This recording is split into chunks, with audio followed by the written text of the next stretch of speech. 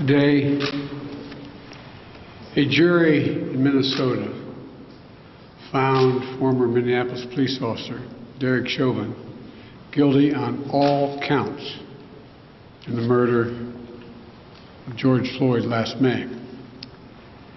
It was a murder in the full light of day, and it ripped the blinders off for the whole world to see the systemic racism the Vice President just referred to.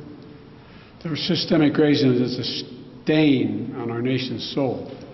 The knee on the neck of justice for Black Americans. Profound fear and trauma. The pain, the exhaustion that Black and brown Americans experience every single day. The murder of George Floyd launched a summer of protest we hadn't seen since the civil rights era in the 60s. Protests that unified people of every race and generation in peace and with purpose to say enough, enough, enough of this senseless killings.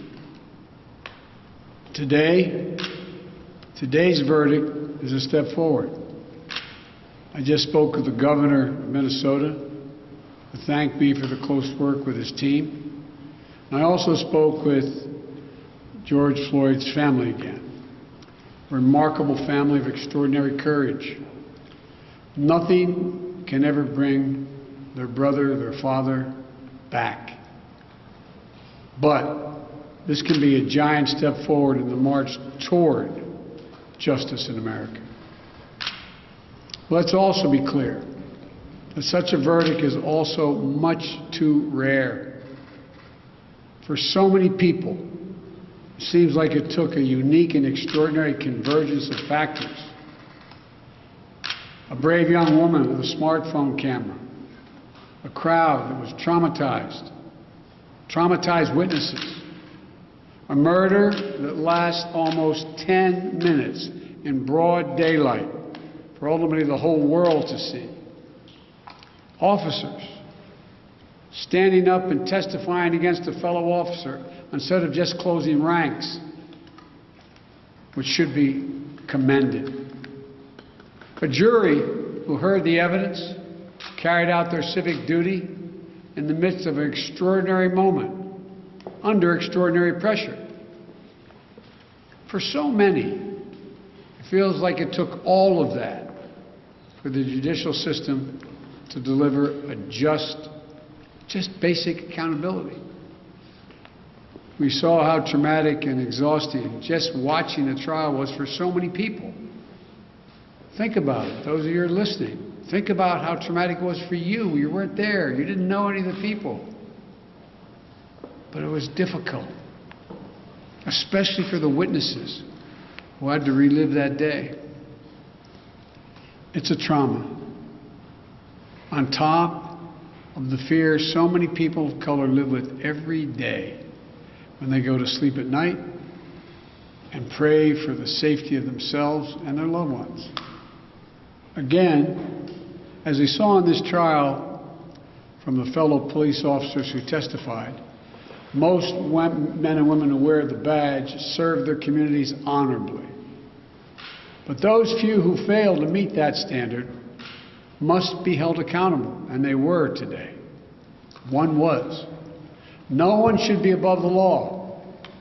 And today's verdict sends that message. But it's not enough. We can't stop here. In order to deliver real change and reform, we can and we must do more to reduce the likelihood that tragedies like this will ever happen and occur again. To ensure that Black and brown people, or anyone, so they don't fear the interactions with law enforcement, that they don't have to wake up knowing that they can lose their very life in the course of just living their life. They don't have to worry about whether their sons or daughters will come home after a grocery store run, or just walking down the street, or driving their car, or playing in the park, or just sleeping at home. And this takes acknowledging and confronting head-on systemic racism and the racial disparities that exist in policing and in our criminal justice system more broadly. You know, state and local government and law enforcement needs to step up, but so does the federal government. That's why I've appointed the leadership of the Justice Department that I have, that is fully committed to restoring trust between law enforcement and the community they are sworn to serve and protect. I have complete confidence in the Attorney General, General Garland's leadership and commitment. I've also nominated 2 key Justice Department nominees, Vanita Gupta and Kristen Clark, who are eminently qualified, highly respected lawyers who have spent their entire careers fighting to advance racial equity and justice. Vanita and Kristen have the experience and the skill necessary to advance our administration's priorities to root out unconstitutional policing and reform our criminal justice system, and they deserve to be confirmed. We also need Congress to act.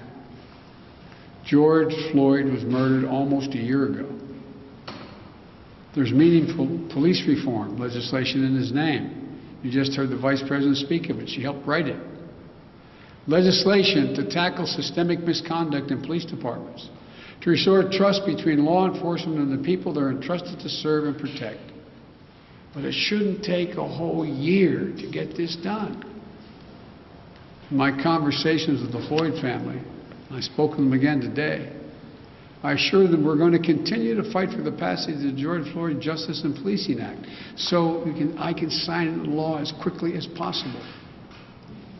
There's more to do. Finally, it's the work we do every day to change hearts and minds as well as laws and policies. That's the work we have to do. Only then will full justice and full equality be delivered to all Americans. And that's what I just discussed with the Floyd family. The guilty verdict does not bring back George. But through the family's pain, they're finding purpose. So George's legacy will not be just about his death, but about what we must do in his memory. I also spoke to Gianna, George's young daughter, again. When I met her last year, I've said this before, at George's funeral, I told her how brave I thought she was. And I sort of knelt down to hold her hand. I said, Daddy's looking down on you, he's so proud. She said to me then, I'll never forget it, Daddy changed the world. Well, I told her this afternoon, Daddy did change the world. Let that be his legacy, a legacy of peace, not violence, of justice. Peaceful expression of that legacy are inevitable and appropriate, but violent protest is not. And there are those who will seek to exploit the raw emotions of the moment, agitators and extremists who have no interest in social justice, who seek to carry out violence, destroy property, fan the flames of hate and division, who will do everything in their power to stop this country's march toward racial justice. We can't let them succeed. This is a time for this country to come together, to unite as Americans.